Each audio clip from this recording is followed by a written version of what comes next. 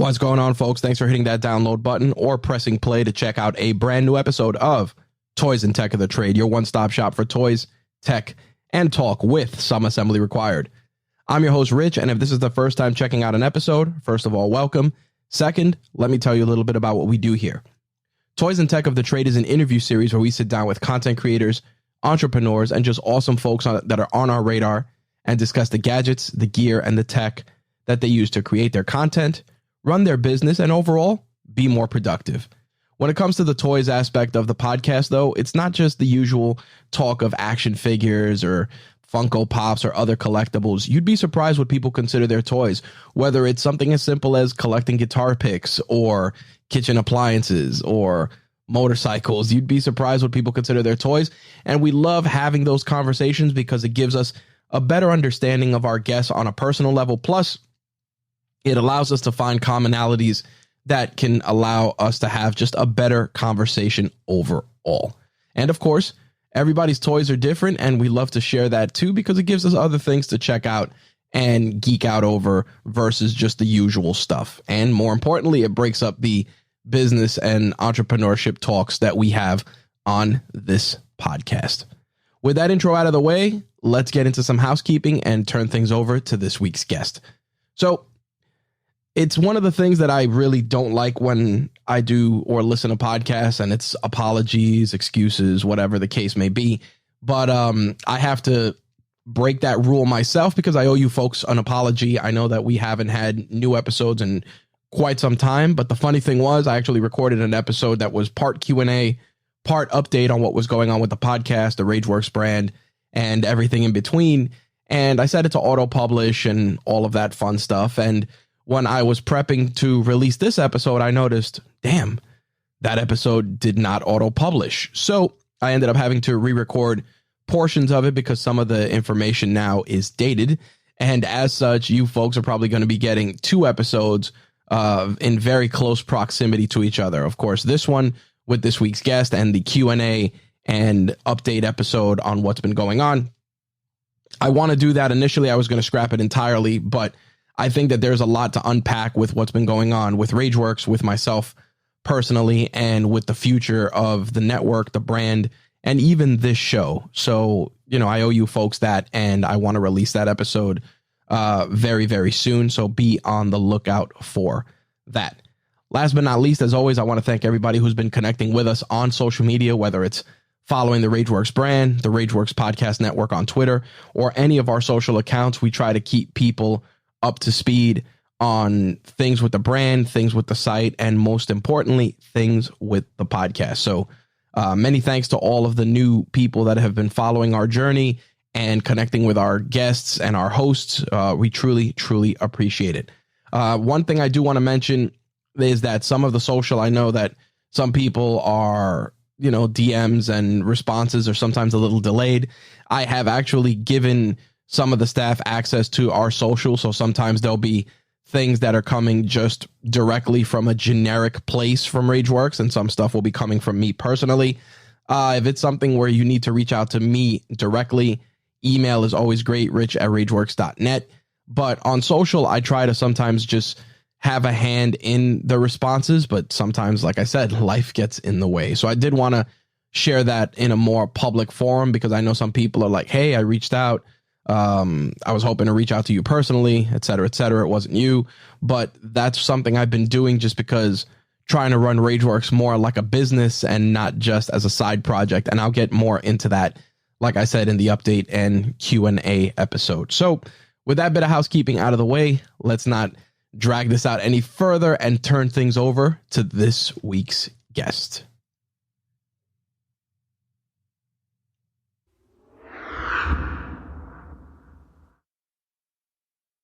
My guest for this week's episode of Toys and Tech of the Trade is activist, artist, and entrepreneur Bobbito Ross. Now, I learned about Bobbito Ross's work from another artist who I follow on Instagram, Ralph Burrows, aka Rally Art.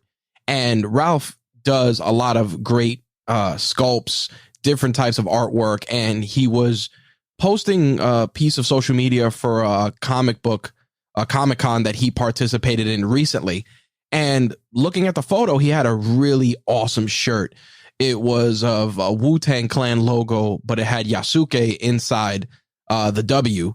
And it was just such a cool concept, such a great mixture of something old and something new that I'm looking and I'm like, man, I hope he tagged wherever he got this shirt from because I'd love to pick it up, love to see more of this kind of artwork. Sure enough, the artist was Bobbito Ross. I click it, check out Bobbito's Instagram, go check out his website. And right away, I just felt a kinship with him just because there were a lot of similarities, both residents in Queens, New York, Puerto Rican heritage. But the thing about it was that his art and a lot of his designs were a great mixture of just things that I was a fan of, whether it was kung fu movies, anime, Charlie Brown. He has some stuff with the Snorks. But above all that was the great and positive reinforcement and representation of Puerto Rican culture and the different aspects of it, from activism to Puerto Rican athletes to just a lot of acknowledgement of the deep African roots within Puerto Rican culture. It really just, it got my attention. I really started just doing a deeper dive into his work. And next thing you know, one Instagram DM later, we're talking, we're chatting, and I'm like, damn, I really want to share his story with you guys, mostly because I'm a fan of what he's doing. Also, you know, we have the Puerto Rican Day Parade coming up soon here in New York. And I just wanted to use my platform to showcase a fellow Puerto Rican creator who is just out there not only creating amazing art, but really using it to enforce and keep our cultural identities alive, especially when it comes to Puerto Rican culture, which is so diverse with elements of African culture, elements of Native American culture, and so much more. This conversation touched on many different things, from race to self-identity to mourning the loss of a parent to using that loss to inspire our creativity. We touched a lot of different things. It was a departure from our usual conversations on this podcast, but it was just a conversation I felt needed to be had. And I'm really, really glad that I can share it with you guys. So without any further ado, let's turn things over to Bobbito Ross and learn more about the toys and tech of his trade. Bobbito, what's going on? Thanks for taking the time to chop it up with us. I'm good, my brother, man. I appreciate you, man. Like I tell everybody every time I speak to them, man, as long as we both wake up and everybody wakes up, we bless and we just take it from there. You know what I'm saying? So I appreciate the opportunity to talk to the people and speak to you as well. So thank you, man. Yeah, every day above ground is a good day. Very true indeed, man. A lot of people take that for granted. So, you know, life is of the essence. Got to go forward, and I appreciate every moment as a gift. You know what I mean? Absolutely. One of the first things when I was learning about your work and picking up some of the stuff that you were putting out in terms of merchandise and different apparel was obviously the Bob Ross influence, your avatar first and foremost. I grew up watching Bob Ross. He was a staple in my house as a kid, you know, PBS Channel 13 when you stayed home from school, you know, the Blues and the Brushes. And I kind of wanted to start from there and touch on your origin story. I know, you know, you're a tried and true New Yorker. Your dad is from Yauco, Puerto Rico. And, you know, you really emphasize putting a lot of Puerto Rican culture into your work. So I want to start there. First, how you got started as an artist and how much of a factor did your upbringing have in influencing so much of your artwork? I mean, well, I started off in art. I mean, grew up in Queens, Jamaica, Queens, New York. That's where I actually grew up at. My first influences of art pretty much was, you know, cartoons. You know, back in the days, we only had like, you know, very limited TV channels. You know, we didn't have cable back then. There was no iPads. There was no YouTube. So pretty much we had channel 2, 4, 5, 7, 9, 11. So everything from cartoons back in the day, but which really gravitated my love was graffiti. I used to live right by the elevated trains in Queens that would bring a lot of artists from Brooklyn. And graffiti was pretty much the beginning process of, taking my art to that next level with the increasement of, pretty much cartoons and everything you see on TV from Tom and Jerry, to, Space Ghost, to a lot of cartoons that we grew up on every day. Cause that's pretty much, what we had as kids growing. We didn't have movies. We had movies, but not to the point where, streaming is availability now. We didn't have that back in the day. So the first love, or like the first, dimension that took me to another place, was graffiti, actually. The thing about graffiti, especially, with 5 points and such a huge resurgence. I know so many friends that were into graph when they were younger and are back into it now, and they're filling up their black books and leaving stickers throughout most of the boroughs. The thing about it is that when you look at graffiti, especially now, it's become such a fabric of life versus back in the day when we were growing up. It was always like, it was either a really nice mural or maybe a really good roll gate at a store, but it wasn't as widely accepted as it is now. And I kind of want to touch on that, because when you were picking up graffiti growing up, did you always aspire to integrate that into your artwork, or were you trying to go out there and bomb and do that stuff? Again, not that we're encouraging it, but obviously you got to get your feet wet, Yeah, but I mean, still connecting on your first question, my roots is pretty much, also incorporated in my artwork as well. Being, my nationality, born in New York City, but American, but my ethnicity being Boricua, and having the Africano sense of who I am and where we come from, that also interprets in my work as well. Never forgetting and losing the cultural roots of where you are, regardless of where you might be born from. You know what I'm saying? So that definitely is highly impacted of what I do and everything that I do. But, like from a young artist, for a young writer at the time growing up, like in the 80s, you just wanted this to be dope, man. You just wanted to do something that was totally different. Graffiti was an eyesore back in the days. It was never even anything to be what it is now. Same thing with hip hop, because, I grew up the time when hip hop, was in its beginning preliminary stages. Nobody ever saw it to be what it is now. Same thing with graffiti. It was pretty much having a voice where we didn't have a voice. You know what I'm saying? Be able to speak what the community is all about, but you're not seeing it on TV. So we were pretty much like the street reporters, but in a sense about Renaissance being it to interpreting into art. So it was never, I never saw it to where it is now. I never incorporated that it would introduce me to what I'm doing now with my own art as well.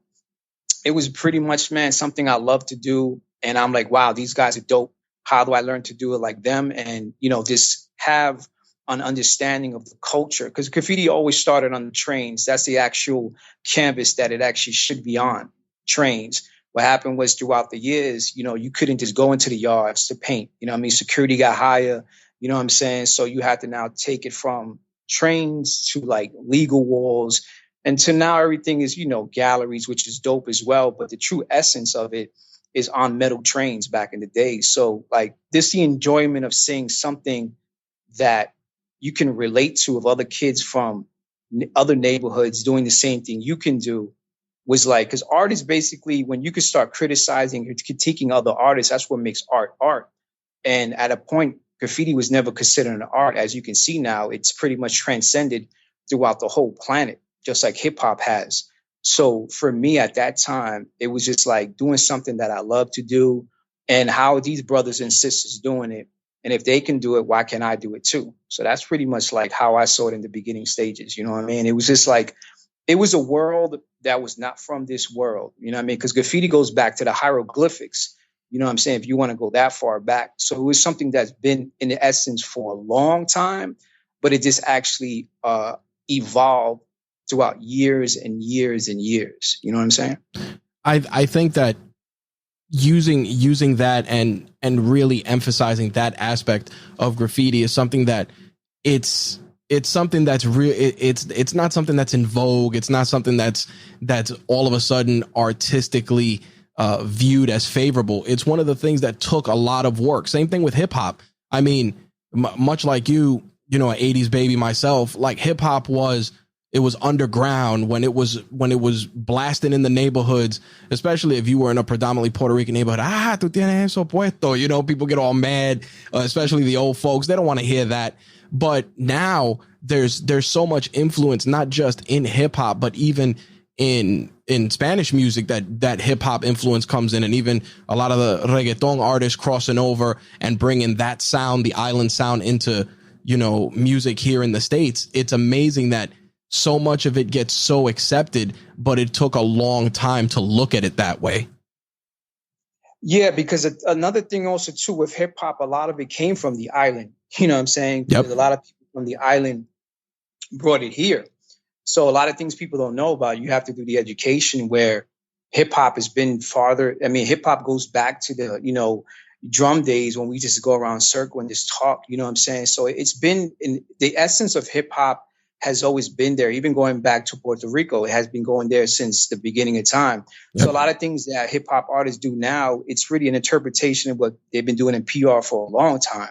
But you won't get the education if you don't do the knowledge behind it. You get what I'm saying? So a lot of people might not know that, but the more you do research and you start speaking to people of the culture, you start seeing that it's been there for a long time already.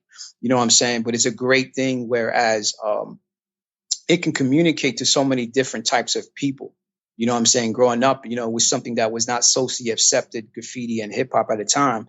But if you look at those two genres itself right now, just musically and art wise, it has impacted this whole world tremendously. Like it's something that, you know, you can't go nowhere without not hearing hip hop or seeing graffiti in any neighborhood. And, you know, it could transcend it now to street art, which that's something totally different, but it has now crossed over into that mainstream. You know what I'm saying? Now, one of the things that I liked in looking at some of the work that you did was you emphasized the African culture that is within Puerto Rican culture. And I feel, and this is, you know, totally just based on our conversation, I've always feel that there's always been a disconnect, because I feel that there's a lot of self-hatred among our people, because what happens is I see sometimes, you know, if you're fair skinned versus you're dark skinned versus, but at the end of the day, the roots are the roots. And it now more than ever over the last 2 years with everything going on, I see so much of it, especially on social media, where there's a lot of that self-hatred. And one of the things I really appreciated in the work that you're putting out is that positive vibe, the appreciation of those other roots, those African roots. Because I mean, you know, about 6 months ago, a little over a year ago, I did a 23andMe for my daughter, so that I can share with her where I come from. And it's exactly that. You see, like on the bottom, it'll tell you like it equals your Puerto Rican, but it's like there's African, there's Nigerian, Cameroon, you know, Spain. There's such a vast genetic makeup, but it kills me because we see so much of that, you know, amongst our own people, that disconnect with their African roots. And I really, really, really like and truly appreciate and admire the fact that you put that forward front and center, you know, with a lot of your work. I think it's something that the younger generation needs to know more of, because I feel that there's a lot of color coding, you know, they're like, you know, that person, they're not full Puerto Rican. At the end of the day, they're all from the island, you know? I mean, you know, for me, is just knowing all your roots, man. You can't accept, you got to know where you're from. And if you don't know where you're from, how can you move forward in life if you don't know where you're from? Yep. And you can't forget where your ancestors came from, not even just your ancestors, where your grandparents came from, your great grandparents came from, because without them being who they are, you know, I won't be where I'm at right now. So I have to acknowledge them from the very beginning to where I'm at this moment. You know what I'm saying? So like, a lot of people are quick to identify with the Spaniard part, you know what I mean, with the indigenous part. Then, you know, from something about crossing the water, you lose the African part of who you are as people. Yep. You know what I'm saying? It's like, so you're quick to, you know, it's another form of not accepting who you are. And you can't really accept yourself and your people if you don't actually accept everything of who you are. There's no understanding. And most of that understanding goes with knowledge of self and knowing who you are, where you come from. It's an individual thing. And, you know, a lot of, of course, there's a lot of it self-hatred, because when you're living in a country, you know, you're indoctrinated by these American ways. And if you don't wake up from it, eventually you're going to lose yourself. And I always tell people, and I have a shirt actually on the website, shameful plug, www.bobbitoross.com. Whereas it says, Puerto Ricans could be the endangered species. Yep. Because if we don't actually recognize the history, is his story of what they're trying to do, we're basically going to lose ourselves, right? You know what I mean? So like even myself, to know the people, you have to know the culture, and that's just the language, the foods, the history, everything. It takes everything. So you have to make sure, as I can't worry about what other people do. I have to worry about for myself being an example to my daughter. She's 13, and no better example than being the example yourself. So I have to put my place out there and show everybody, listen, you know what I'm saying? I know where I'm from. I'm recognizing it. And as you get older in life and younger life, it's always great. You can always educate yourself about stuff you didn't know before. So if you have a lack of understanding, you got a smartphone, start using that phone for what it is. Stop allowing that phone to be a cell phone, putting you in a cell state of mind, whereas you can't grow. Don't allow the phone to control you. Grasp the information out there and seek it. So, I'm just playing my part, which I tell people all the time, in a bigger puzzle of this world, because, everybody's time is temporary, but make sure you have a purpose to your passion instead of your passion having no purpose. You get what I'm saying? No, absolutely. So for me, it's just putting all the pieces together. And actually on a real note, pay homage to the ones that put you here, because all the struggles that our grandparents and great grandparents been through to get us to you and I to talk right now, we got to salute them for that. Because if that's the case, then, we have, we failed them. Absolutely. You know what I'm saying?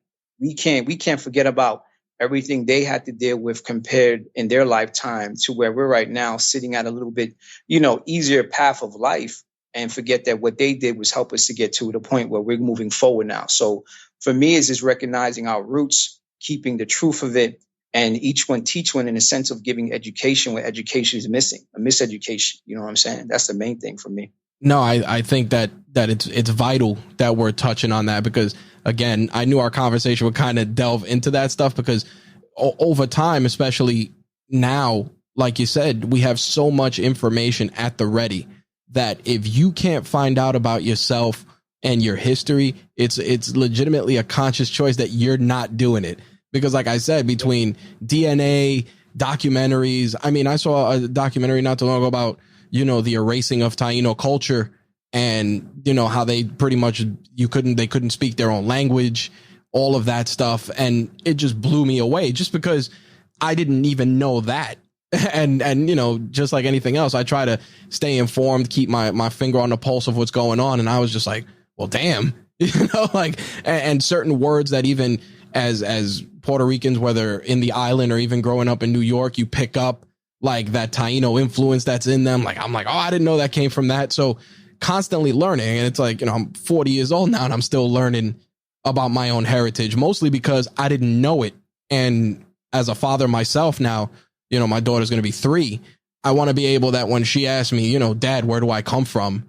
I can say, here's your story, because I think that that's one of the deepest things that so many people are missing, that you can do easily now. Yeah, and as a parent, that's our obligation and a privilege. Like, if you can't teach them, it's like you failed your child, not giving them the information and the tools. Because then if you don't teach them, by the time they have their kids, really, are they going to be anything of what we are? Can they really say they are Puerto Rican? Yep. They can say they might have descended from a race, ethnicity that was Puerto Ricans, right? Yep. That's crazy to even think that. You know what I mean? That something that is now alive can be disappeared in a matter of years. You know what I'm saying? So at the same time, we can't allow what the system is doing to us day to day, whitewashing us out little by little. You know what I'm saying? And, you have to acknowledge where you're from. Because if not, if you don't have your culture, why would you want to adopt somebody else's culture? 100%. You know what I'm saying? They've been doing that since the beginning of time. So you're never too late to learn. At the same time, like you just said it, you got to want to learn, man. Yep. So my thing is, time is of an essence. And if you don't wake up every day trying to learn something, then what did you really do for that day besides breathe? A whole lot of taking up space. You're just existing instead of living. And there's two big differences. You're just holding up space if you're existing. If you're not living, then, you're part of their plan that they wanted to be, and you're falling into everything that they want you to do. not what you're supposed to be doing. You know what I mean? Absolutely. While on the subject of parents and our upbringings, I want to talk a little bit about your dad. In researching for our conversation, I saw that, the passing away of your dad really sparked you to take your creativity and the work that you were putting out there to the next level. And I want to know, just from a storytelling standpoint, what aspect of his passing, what made you go to the next level? What was it? Was it, putting your work out there for people to purchase it? Was it starting your own merchandise? What was that next chapter that you weren't able to accomplish without that spark from his passing? I mean, during his passing, at the same time, that was when Puerto Rico was dealing with the hurricane. So there was like a multitude of things that actually avalanched me at that time. Right. So, dealing with having, your you got the architects, as you want to call them, your mom or your dad, whoever raised you, your grandmother, your abuela, or your tios, your tias, whoever, put some type of structure in your life, right? You want to make sure that they're proud of you and what you do. You get what I'm saying? Yep. So, and my father going through his situation and him passing was like telling me, yo, time is of an essence, man. You have no time to be wasting. So why wait for tomorrow for what you can do today? You get what I'm saying? Absolutely. So it gave me the moment of realization where I had to look at, like, damn, man, I wanted to show Pop certain things that I was capable of doing in the physical. Even though he's not here in the physical, I'm still able to do it on a spiritual sense, because he's always with me. He's always in my heart, my mind. Your mind is always going to live forever. The physical won't. But at the same time, while I'm here on my physical, I can still do what I can to make up for the time lost for him. You know what I'm saying? And still attribute whatever he installed into me, being Boricua, Puerto Rican. That's from dad. You know what I'm saying? Right. So for me, it was a spiritual thing. You know what I'm saying? It was like, if I don't do it now, it's never going to happen. No, I hear you. And to hear you share that story and just that, it brought up personal feelings for me. Just, I'm not going to go into it, but similar circumstances, same hell, different devils. And to hear that be such an inspiration for you, I said, it shows how much of an impact that, just like you said, the right support system has on taking you to that next level, whether you're doing it because it's a fire under your ass, or whether you're doing it because you want to honor the sacrifice that they made, the paying it forward, as I like to say. To hear that from you, it resonates with me heavily, because it's insane. You look at the sacrifices your parents make, and you're like, well, damn, they sacrificed so much for me. They gave me so much with less. Then why can't I do more? And it also, too, at the end of the day, man, you have a responsibility as well. You know what I'm saying? Like, yep. You have to pay respect to, like I said, man, I got a lot, what I do is bigger than me. People might ask me what you mean by that. Is a lot of people that paved the way for me to be where I'm at now. Mm-hmm. And a lot of people they might not understand that, but you got to think about the lineage and the heritage and everybody you come from that did what they had to do for you to be here at the moment of where you're at in this present time.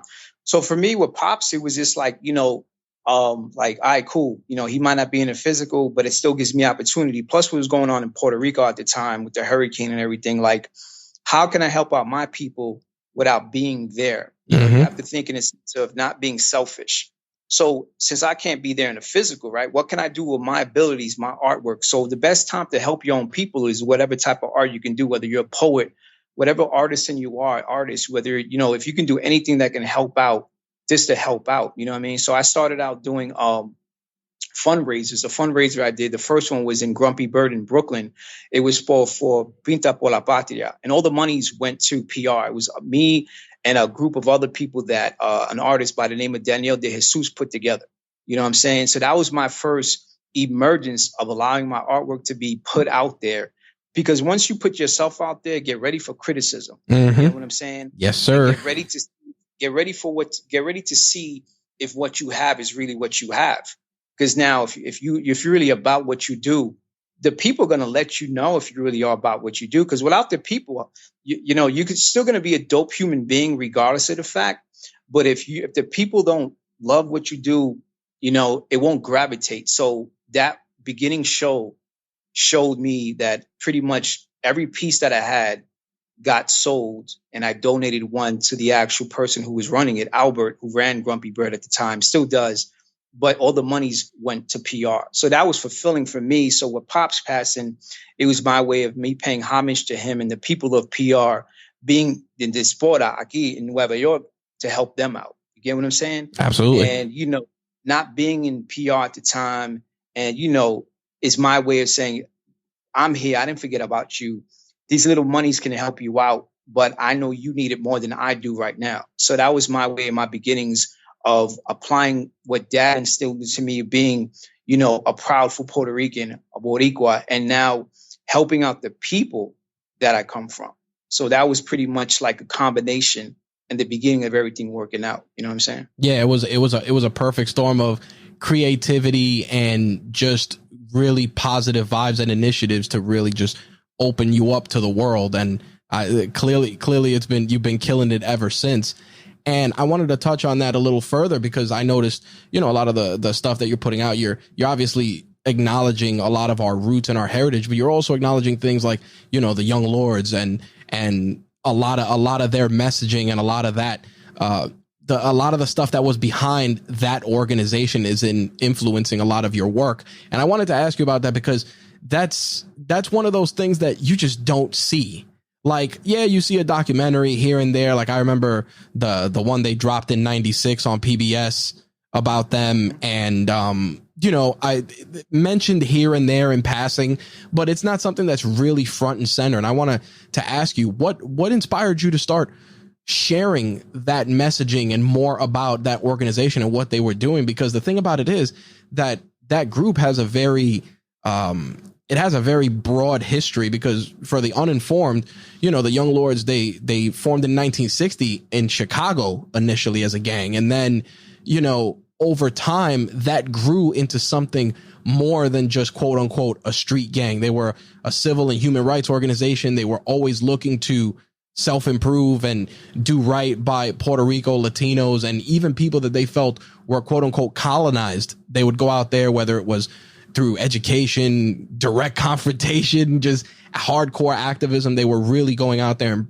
promoting that stuff. And the reason I gave people that tiny history lesson is because, like I said, so much of it is within so much of your work. So what drew you and inspired you to pull from that for a lot of your stuff? The main thing is they were for the people. I mean, if you can't be for the people, then who are you really for then? Yep. Now, I mean, the people run everything. Like without people, what can you really do? And their message cannot be silenced and be disappeared. You know what I'm saying? So like even my artwork, yeah, I'm paying homage to them, but the imagery is more important than, me selling a t-shirt and stuff like that, because 100%. it's keeping their spirit alive. And once their spirit goes, their efforts of what they were doing will disappear. You know what I'm saying? So yeah, I might do a little hat here. I might do a shirt here, but the main thing that I'm doing is keeping their spirit alive. And the spirit is eternal. So for me, sometimes I gravitate to certain things because that's just the spirit within me telling me to do it. You get what I'm saying? Like, it's deeper than my artwork. So what they did was pretty much, be there for the people. So for me, it's just my way of saying, thank you for what y'all did. I was a young boy at the time. I was born in 1975, so I missed it. But at the same time, they're like our modern day superheroes. We don't got no Batmans. We don't got no Superman. We don't got no Iron Mans. You know what I mean? So right. Where are the real superheroes at for us, right? So you need to acknowledge those people, like without bypassing them, because if you don't acknowledge them, then you're basically saying what they did was to waste. You know what I'm saying? Yeah, you rock a long, Young Lord shirt and this, that, the third, but like if you don't spread what they're doing, then you're not doing anything. So my sense of just bringing more awareness to them. And, for me as a person of the people, I can help out where I can help out as well. I'm going to do that, man. Like I told you before, like in a couple of minutes before, make sure you got a purpose to what you do. You know what I'm saying? Being on this existence and living this temporary life as being a human being, because we're more than human beings. We're just living this human being experience, as I say. You know what I'm saying? The people come first. And if the people come first and we all get collectively one understand that, this world would not be the way it is right now. And it all starts individually. So I have to play my part in my artwork just to not overlook that for them and keep their spirit alive in what I do. So a lot of it is like, the symbolism is very strong. Some people might not get it now, like people like yourself get it. But, in time, 5 years from now, 10 years from now, the work that I'm doing is classic. People are Yep. not going to understand it at this moment, but it's going to resonate to the point that, wow, because it's going to make you think about it. And once you start thinking, that's the biggest sex organ on your body is your brain. Yep. As I tell my ladies all the time, that's going to help you then understand and delve into things where like, wow, what can I do to help out the people and myself to make a change? And once people start doing that individually, as a collective, the whole world will start changing. But until that time comes, I only can play my part and, not forget and thank them and pay homage to them of what they did, both male and female. Because without, besides every man is a stronger woman. That's right. You get what I'm saying? So you can't forget that, man. So that's just my way of thanking them and, putting like a battery in my back. A lot of people say, yeah, but what do you do for the young lords? At the same time is, my artwork is what I do. You know what I'm saying? I mean, it's art, people say art activism. I'm just doing what I do because my spirit guides me in that sense. You know what I'm saying? And sometimes I don't have all the answers, but I know what I'm doing I'm doing it from the heart, from the corazón. And from there, I just go forward with it. You know what I mean? What you're doing, and it's interesting that you frame it that way, is you're also creating conversation, because if somebody goes and buys a Young Lord shirt and they're wearing it and they're walking someplace and people be like, Young Lords, what's that? A person who did the research, did the homework before buying the shirt is going to take that 3 minutes to school somebody on what they were about, who they were, etc. Or it might be somebody from that generation that's walking down the street that might see that, and give you the head nod of respect, and feel a sense of, that you might make that person's day by just acknowledging, especially if they were part of that struggle during that era. For them to see that through your artwork, through the stuff that you're putting out, you're creating conversations that most people wouldn't be having. I know most of my work is conversational pieces. I would say in the high 99% of it. You know what I mean? Like my work has to make you think. If it don't make you think, then what are you doing? I mean, yeah, it's artwork, at the same time, you know what I'm saying? But, you have a power in what you do. You know what I'm saying? Like I said, once again, it's your purpose in what you do. Don't waste your purpose. You know what I'm saying? Your time is very, very limited. You have a certain amount of heartbeats on this planet. You know what I'm saying? You have to use each of those heartbeats to its fullest potential. Like most people won't gravitate to what I just said, but at the same time, the most that do understand what I'm saying are using their gift and abilities and putting the work ethic behind it, and actually pushing that forward. So a lot of my work is conversational pieces, man. And like you said, you get the head nod from people, you start talking. So it's like I said, man, it's keeping the spirit alive. As long as the spirit's alive, their movement and what they did for the people will never die. You know what I'm saying? And I'm just playing my part on a long gate, and I'm just a little fence. My part of the chain link on a bigger gate and bigger fence. You know what I'm saying? That's all I'm doing. You know what I mean? I only can do what I can do. That's it. You know what I mean? I wanna touch a little bit on the business side of things, because we got people that are on entrepreneurial journeys. I want to talk about when your first sale, when you launched your shop and you got your first sale. What was that like? What did you feel when that first sale went through? Tell me about that day. I mean, that shit was amazing, B. I mean, that's great. When I could say it as real as that, man. That shit was amazing. It's nothing more gratifying. And I'll break it down in a sense beyond that. It's nothing more gratifying when people can appreciate what you do and it makes them smile, and your work goes to a home that they appreciate what you do. You get what I'm saying? Absolutely. Yeah, anybody that can, for me personally, I don't care how much you spend on my site.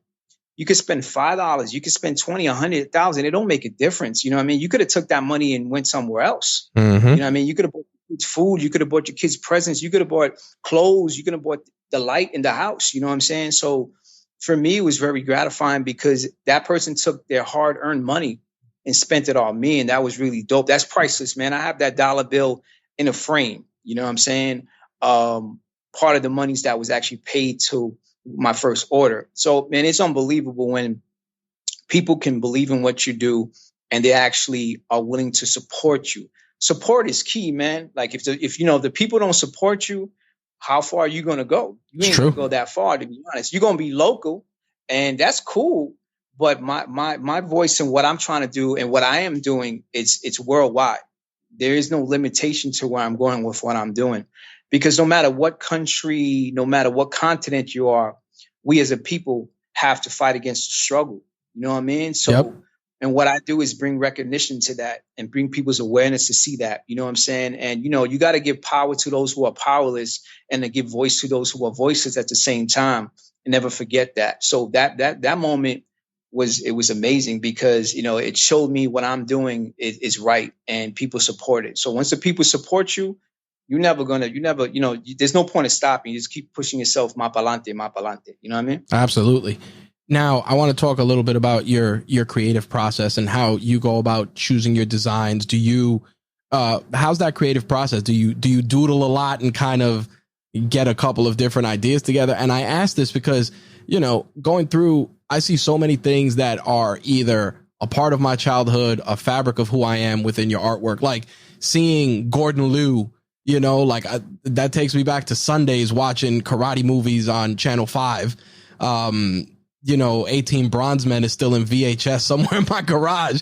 So, you know, seeing Charlie Brown, seeing Yasuke and the Wu-Tang stuff. So there's so many awesome things there and so many different pieces of nostalgia. What's your thought process when you're going through picking some of that stuff? I mean, you know, inspiration can come from anything and anywhere. You know what I'm saying? So being a child from 1975, you know, the cartoons, the movies, the series, the shows, people, nature, you know what I'm saying? Being in love with fantasy, sci-fi, Star Wars fan. I'm a big Bruce Lee fan. You know what I'm saying? Sports too. So, you know, a lot of it is just my childhood, man. You know, never lose that child spirit. You know what I'm saying? I'll be honest, man. So everything you see that I do is just parts of my childhood. Now I'm able to bring it to life. You know what I mean? So some of the pieces you've seen, the Wu Yasuke, the Shaolin versus Wu-Tang, those were collaborations that I did with people that, you know, I give people the opportunity in a sense, whereas let's build together. Right. So if you got an idea, you want to build with me, we'll chop it up and I'll bring your idea to fruition. You know what I'm saying? So most of my inspiration be like, yeah, I can sketch sometimes and doodle shit, but sometimes it'd be just off the head. You know what I mean? I'll just take, and, you know, and I don't like canvases. You know what I'm saying? I like taking repurpose pieces of material. There's some pieces that I use an old mesa for mi abuela in the house, and I did a piece of artwork on it. There are plaques that that I had lying around that my uncle had. He was about to throw away. I ripped off all of the medallions, repainted it, and did a piece out of it. So most of the pieces, if you check the website, some of those, I'll break it down to you. They might be pieces of furniture. So it just adds more the organic, it brings more life to it that way, because there's a story to tell. Right. Make sure when you're doing life, there's a story behind it, because it makes that piece more special. You understand what I'm saying? Like, yep. So the Gordon Liu piece, the Shaolin versus Wu-Tang, the dude that bought it he's from our era too. He loves martial arts. So to connect with somebody that loves what we love, Channel 5 and Channel 11 back in the days, Godzilla, martial art flicks, and do something like that for somebody who enjoys it as much as you, yo, man, it's priceless, man. I mean, no amount of money can pay for it. You know what I'm saying? Because that person appreciates what you appreciate. You get what I'm saying? Yep. It's not like they're not art mongers or hoarders. You know what I'm saying? They appreciate what you do because they can understand you. You know, so my inspiration can even come from this conversation that we're having right now. You know what I'm saying? That's how spontaneous the mind is. So, you know, it can be just walking in the neighborhood, you know what I mean? Just hearing a sound, people. I go to a place to eat with my lady. It might be the food we eating, chill with my daughter, have a conversation. So the inspiration is as far as you want to take it. But most of it is because of my childhood, man. Never lose that child essence, because if you lose it, you're done. You know what I'm saying? So for me, what keeps me forever young is my childhood, and that's my inspiration. Now, living that kid's dream and actually living it. I love that. You know, it's funny. My daughter and I bought a replica 84 Voltron, and she got into it, and she helped me build it. She knew, like, the first way that she learned colors was learning the colors of the lions. And, you know, I took like little videos and stuff, and people were like, oh, that's crazy. But exactly that, like being a kid at heart and being able to pass that on and taking that messaging and gift wrapping it for somebody. Because again, people are fleeting, but the way you make them feel is not. So like you said, you gave that person that Gordon Liu piece. You may never talk to that person ever again. But if somebody walks in their house and they see that piece, they'll be like, man, I got it from this guy, man. He appreciated this stuff, like just like I did. And they'll have a story. There'll be some passion behind it. And that interaction, that transfer of energy will live on, which I like, man. And I respect that that's how you approach it. Yeah, I appreciate that. It's priceless, man. It's like, when the people appreciate what you do, man, no amount of money can matter up to what I do. You know what I'm saying? So when you meet people that appreciate your art for the art that you do because they can understand it and they've been there before, and you're basically bringing out gems and memories, a part of their pastime, and the nostalgia is still there. And that's part of them, being who they are still, but they might have forgot about it. You know what I'm saying? Because, you got jobs, you're married, you got kids, you have a wife, you have a husband. So a lot of things in his day-to-day life kind of make you suppress what you used to love. You know what I'm saying? So for me, I like to bring out that if I could work with somebody, those memories, because that's what's going to keep you young, man. Absolutely. People say to me, what keeps me young? I'm like, I do what I love. I love what I do at the end of the day. And that's going to keep me young forever in mind, heart, and soul. You know what I'm saying? So once you keep those things, and matter of fact, the gentleman who does have that Shaolin versus Wu-Tang piece, he owns 3 of my pieces like that. He owns the Wu Yasuke one. He owns the 36 Chambers Peanuts one. And he owns the Wu Yasuke Charlie Brown one, and actually the Gordon Liu one, Shaolin versus Wu-Tang. So he's in the process of actually building his first El Museo de Bobbito. Oh, man. So he has, if you look at the video on my page, that's his house with those pieces. That's not me. That's him. You know what I'm saying? I don't own any of I have no artwork of mine. My thing is, once I do it, it has to go. Yep. Because it's not me. And I don't want to be selfish. I'd rather give what I have, a part of me, because each piece that I've given to somebody or I've done for somebody or a person has bought is a part of me. So you're taking home a part of me, the artist. You know what I'm saying? And then it's like saying, yo, I might not know him, but I have a part of him with me. And then there's a story to tell because you're taking that home and you appreciate it the same way I appreciate it. You know what I'm saying? Absolutely. So, yo, man, to your question initially, it's priceless, B. It's priceless, man. I want the one thing I liked that you recently did, you're doing a Instagram story. You're going to the post office to mail out orders. You're never too big to still get your hands dirty. and I respect that. And I kind of want to go through that process of, merchandise order fulfillment. Are you sitting there and legitimately hand packing every order, on a Friday night, going to that post office on a Saturday, really just embracing that grind from soup to nuts because you know that it's going to be the best it's going to be because it's coming from you? Yeah, I mean, 90% of everything that's sent out is through me. I do work with drop shipping companies that actually facilitate maybe a T-shirt of mine or a sweater. But any of the art pieces that anybody has bought has come from me. Some of the pins, because I used to do everything myself, but it's a lot easier now where I can actually get some of the hats done. So it might come from a manufacturer that I work with, a couple of manufacturers actually. But at the same time, yeah, I'm that dude I work the shipping department.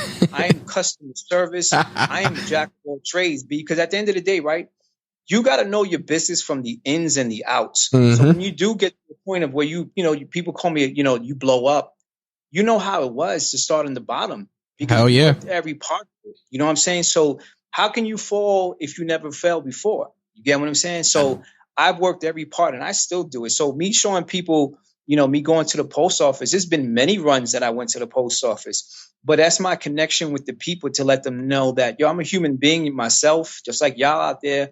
And, I do got to wait on the line. I do got to deal with the COVID. You know what I mean? I do take my time because, my work is personal. For you to actually take time to, purchase my work or even look at my website or even interact with me the same way we're doing now, I appreciate that, man. It's beyond words because, without the people, where would you be? So, yeah, to your question initially, yeah, I'm the one that ships it out. So if you get a handwriting from me, that's me. You know what I'm saying? Or sometimes it's been my daughter. that I try to implement. I teach her what it's called nepotism. You know what I'm saying? Keep the business within the family. Nepotism is a good word. It's not a bad word. A lot of people need to look that up. It's built within your own. You know what Yep. I'm saying? And pass down the knowledge of actually, what's called generational wealth. So what I'm doing now is pretty much building a generational wealth for my daughter and her family. You know what I'm saying? So she can Absolutely. have some type of stability that she can stand on, because we grew up, our parents might not, they might have done the best they could for us, made sure we have food, clothing, and shelter, which is priceless, but they might not drop all the other jewels. You get what I'm saying? Absolutely. So we as parents now have to pick up the ball or the baton in the race of this life, what we want to call a race, and continue to go forward with that. So, it's a dope feeling, man. Like, so at the end of the day, yeah, man, if you get anything handwritten from me, it's from me. You know what I'm saying? I might not have everything here, but I have some stuff in another place, but that's somebody I know personally, like family, that's doing it as well. So anything handwritten, you are getting it from me. You know what I'm saying? So, I try to do everything I can do, but at the same time, as the business grows, you have to grow too. That's a lot of people mess up. They start making their business to get more money, but they got to increase their sales now, and beyond increasing your sales, increase how your productivity goes as well. Yep. As my productivity goes, my material will get better and better and better and better at the same time. So what I did last year ain't going to be the same this year or the next year, so on and so forth. But yeah, man, like I told you earlier, I work the shipping department. I'm all about customer service, man. I'm known for calling people. Yep. So if you have an issue from me, you would get an email from me. 9 times out of 10, I'm calling you myself. And I have called many of, customers to explain situations, resolve situations, because at the end of the day, I'm a customer myself. If you have no customer service skills in your business, you don't really have a good business. Hell no. You don't. At the end of the day, yeah, you don't have a problem taking people's money, but when it comes down to you speaking to the people, helping them out, responding to an order, giving them information, then what are you really doing? Then you're all about greed. You're not about the people. You get what Absolutely. I'm saying? So I take my time, and call people, literally call people that, they leave their number on my website. And if you have an issue, you hit me up on my DM or my email. I'm calling you back 9 times out of 10. So anybody ever hears this, and if they ever have gotten a call from me, they can vouch for that. I've gotten call people all the time. You know what I'm saying? So that's the key thing about it. Never be too high above your bridges to handle every part of your business, because that's going to make you the best business person possible. You know what I'm saying? Absolutely. I wanna touch on one other thing before we move into the next segment. You mentioned in an interview in a piece you did about how being a night owl and working in solitude gets you in the zone. It fuels a lot of your creativity. And I kind of want to tie that into what you just said before about dealing with your business and COVID and everything else. Last year was really, really crazy, and it led to more solitude than usual for many of us. How did that impact you creatively over the last year? I've been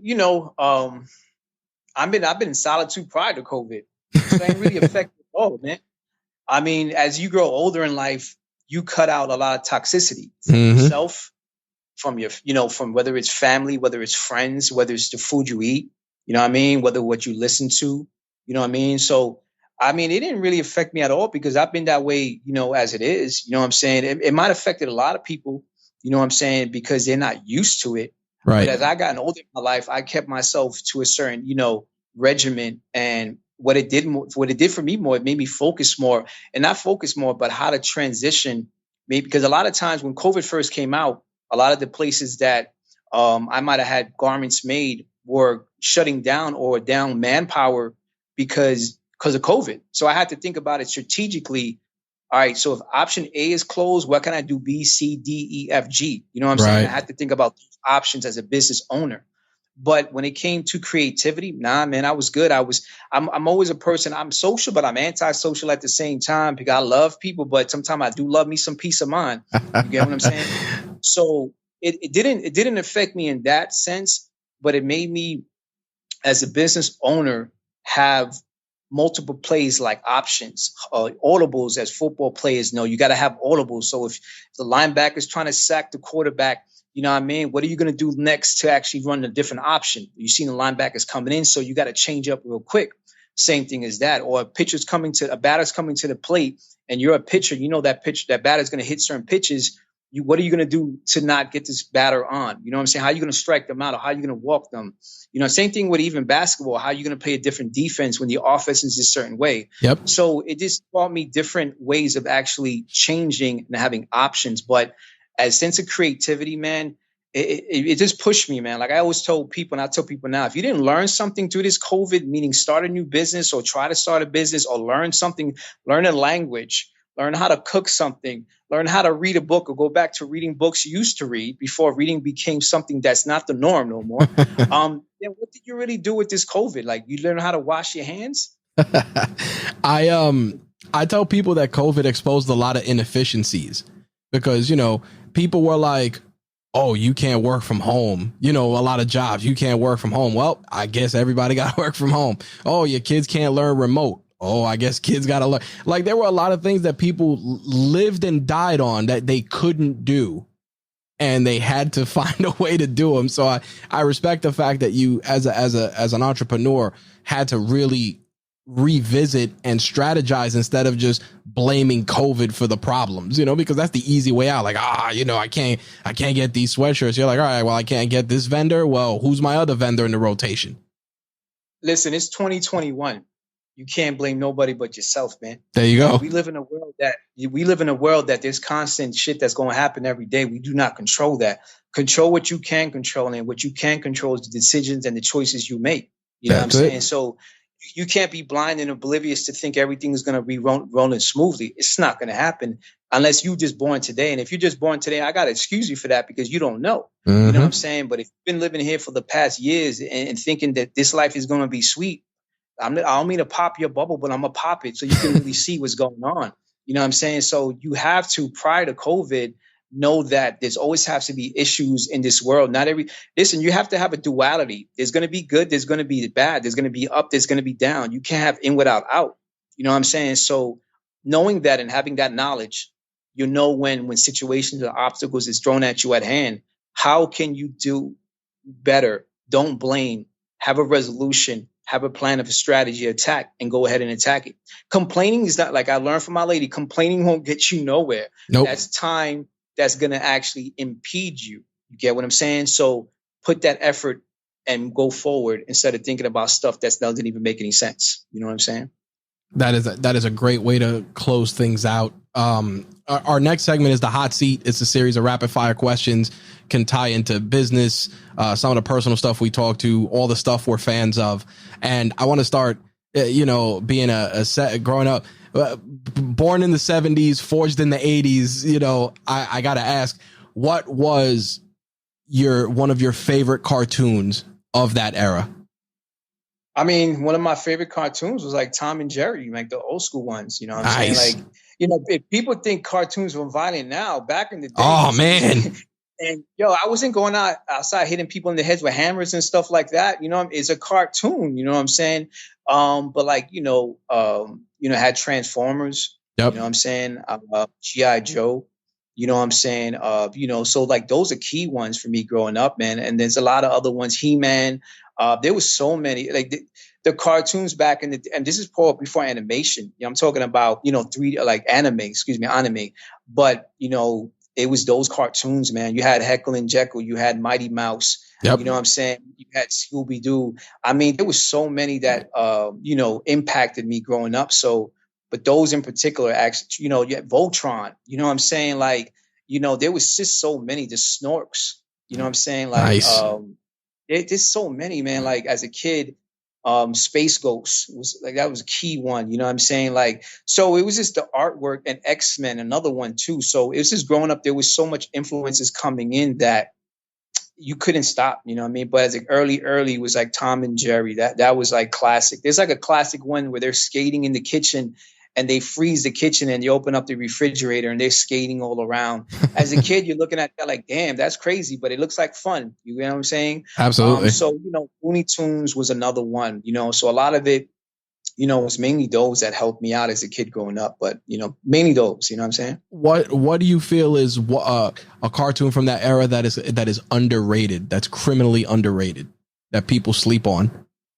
Criminally underrated. I mean, for me, like Transformers was criminally underrated. Like I remember going seeing Transformers in the movies. That's You what's know what I'm up. saying? When it first came out, it was something where like if you grew up in the era, man, you understood that, man. I had Decepticons and Transformers as well. Like not only just having seen the movie, but then getting the toys, and Yep. the toys was just brought you back in time because you got to put them together. You get Yep. what I'm saying? Like it was, but overrated. Like I mean, it's hard to say overrated because like if you're from that time, No, underrated, underrated. Like people like didn't give it enough credit.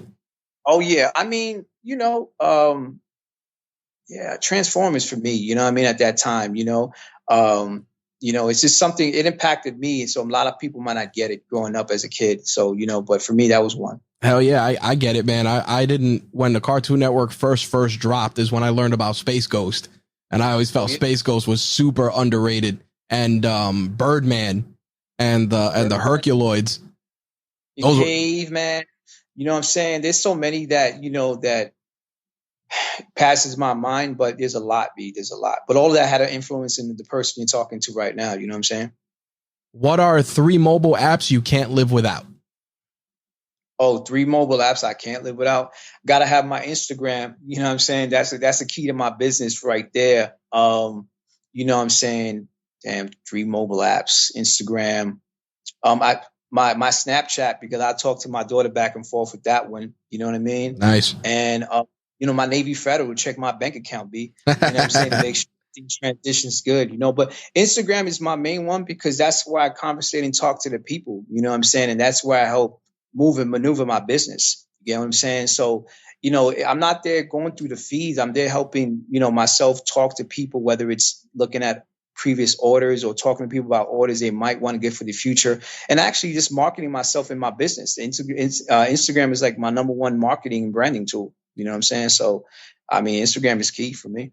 I know you mentioned that you weren't big into canvas and were big into repurposing art. What are some of the artistic tools in your arsenal? Do you draw? Are you a pencil drawer? Do you like work with inks? I mean, I started my first artwork as a kid with the big pens. Big pens was my thing. You know what I mean? I'll show you. You have a video, so I'll show you real quick. Yep. You know what I mean? Like these big pens. Yep. Those are jewels. And I mean, anything. I mean, I use as a graph writer, spray paint. You know what I'm saying? Pencils. Acrylics. There's really no medium that I can't use and won't use. It all depends on what the artwork feels for. You get what I'm saying? So each artwork talks to me a certain way. So when it talks to me, that's what I use for that particular art piece. You know what I'm saying? So never be scared about an art piece and the mediums you might use. I mean, you can use coffee grounds as color. You know what I'm saying? You can use anything pretty much. You can use makeup. It all depends on your creativity and what you can do with things that people don't think you can do something with. You know what I'm saying? So pencil, pen, markers, spray paint. You know what I'm saying? There's no limit, man. It's the basic stuff and other things outside the box as well. You mentioned how you were involved in the music industry and how music is a part of your DNA. When you're working, what's playing in the background? Nothing. Really? It's like sometimes there's no music at all. Like I have wow. I'm straight in the zone. I don't need nothing. You know what I mean? Like music for me is personal. I'll be really. Music for me is sometimes taking a walk to go visit my pops in the cemetery. You get what I'm saying? Yes, sir. That's my journey. That's my background music. Go see pops. You know what I'm saying? So I can be in the house doing the work for 4 hours straight. No music is on. Wow. You know what I'm saying? So sometimes, I love music. A lot of things people don't know. I'm an MC myself. I produce as well. You know what I'm saying? So not that many people know that. So for me to listen to music, sometimes I have to really dig what I'm listening to listen to it. You get what I'm saying? So, like if I am listening to stuff, I try to support a lot of artists now. I'll support like a UFO Feeve or Key Bihoti, you know what I'm saying, or Ralphie Bakes, you know what I'm saying, or Red Inf, you know what I'm saying, or, The Leftovers, they got an album out now, Engraved in New York. So I try to support people that are doing what they're doing now. So, I'm a classic Wu-Tang fan, and, that's my, I grew up on them. So straight, a lot of Wu stuff, Grave Diggers. But when I'm doing my artwork, you were surprised. I have nothing on sometimes. It'll be plain silence because that pretty much keeps me in a train of thought and focus in my artwork, man. And I really sometimes don't have anything on, man. It's just me. I'm in a zone. I need to focus on that, and that's it, really. You know what I'm saying? So a lot of people will be probably shocked by hearing that, but I Yep. don't have anything on. You know what I'm saying? Like I'm just caught up in the zone, and that's really it. You know what I'm saying? What was the last book you read?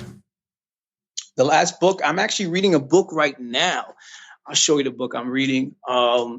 It's called Knowledge of Self. Okay. It's a collection of wisdom and science. So I'm currently reading this. You know what I'm saying? So anybody, check out this publication. You know what I'm saying? Yep, I'll link to it. You know what I'm saying? Supreme Design Publishing. You can check them on Instagram.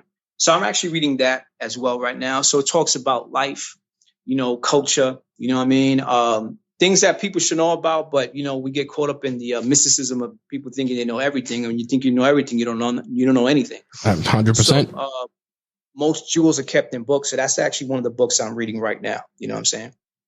What was something you purchased recently that was less than $100 that made either your life easier or more enjoyable? This shirt that I got on right now. Yeah, that shirt is bananas.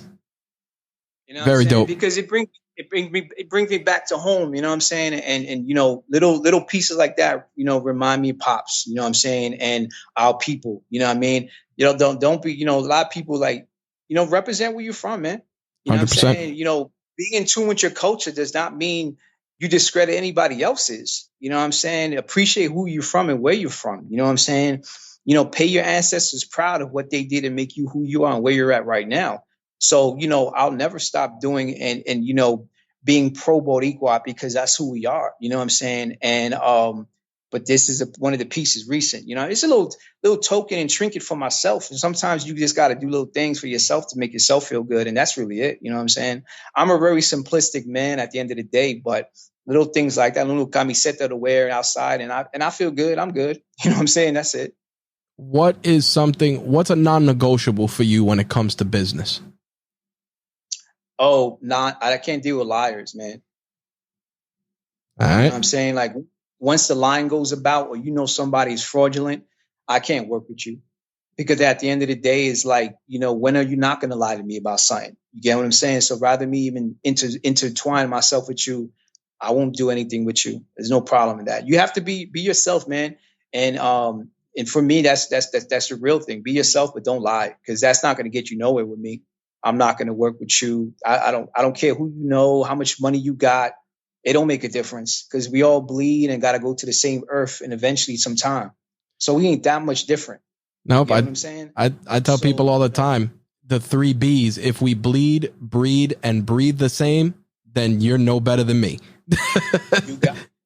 Lying is something that I don't tolerate. So just be honest with me and we can be good, and, don't let your ego get in the way. Once your ego gets into the way, then that causes a lot of problems and stuff. So for me, just be truthful, and, that's going to resonate good with me, man. That's the main thing, and I'm real cool with everybody after that without an issue. You know what I'm saying? We talk business, we talk toys, got to definitely talk a little tech. We talk tech, we got to definitely talk a little toys.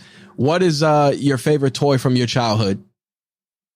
My favorite toy was when I got Devastator. Nice. The days, like my parents, growing up, you learn certain traditions, and you learn that, Santa Claus is not the one dropping stuff under the tree.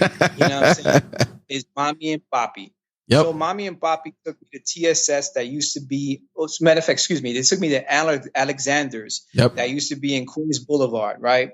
And we're doing shopping for the family, and mom and dad was like, yo, pick out your Christmas present.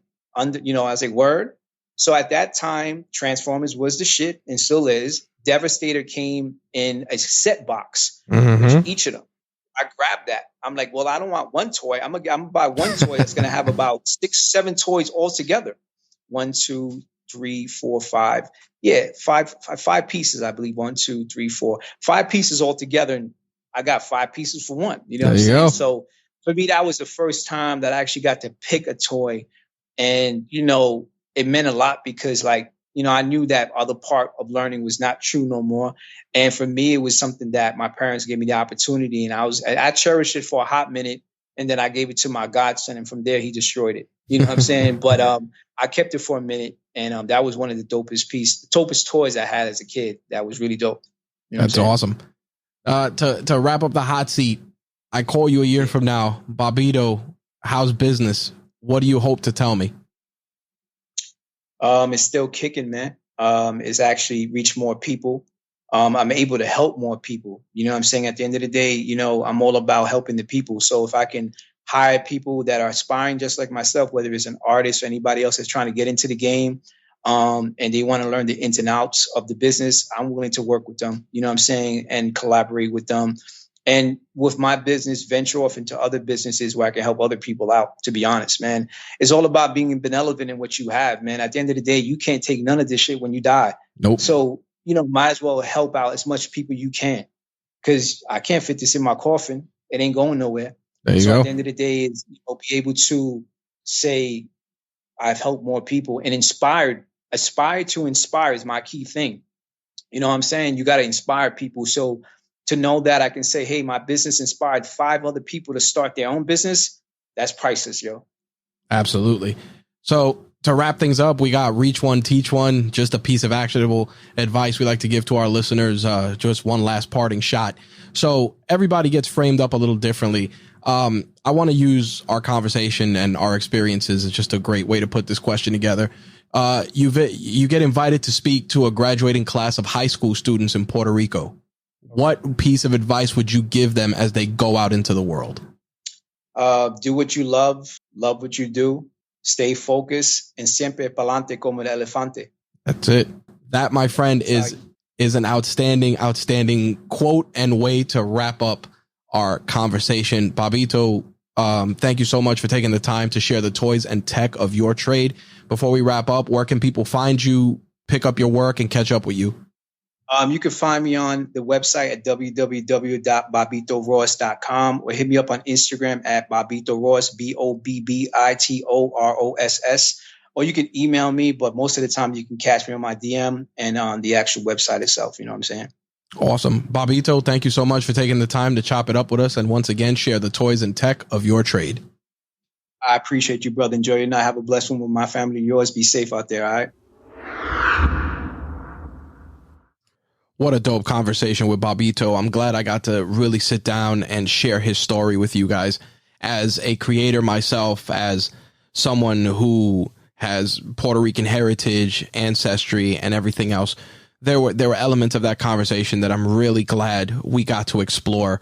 Like I said in the beginning of this podcast, there were some departures from our usual conversations, but they're conversations that I feel need to be had, especially on platforms like this, when there's still a lot of underrepresentation of various cultures across the medium. It is true. And we need to have more of that and see more of that. We need to fire up and inspire people with our stories, our voices, and everything in between. And I'm really glad that Bobbito got to sit down and share his story with you. I truly hope that you gained not only knowledge, but inspiration for your journeys, your endeavors. And if you're a person who feels that they are underrepresented, go out there and do something to really bring your culture forward. Give your culture a voice, whether it's through something like this, like a podcast, or another form of artistic expression. Do that, because again, we're not just laying the groundwork for ourselves, but also for future generations as well. And I'm really, really glad, like I said, to have that kind of conversation on this week's episode. Make sure to check out Bobbito on Instagram and also on his website. We'll include links for that in the show notes for this episode, along with some of the other items that we discussed. As always, full disclosure, certain items will contain affiliate links, which if you click, they will allow us to receive a small commission at no additional cost to you, which of course goes towards creating just a better experience for you and the rest of the Rageworks family, whether it's through consumption of our written content, our audio content, or our video content. So with that, we're going to wrap up this week's episode of Toys and Tech of the Trade. Thank you as always for your continued support, and I will see you guys in 2 weeks. Peace.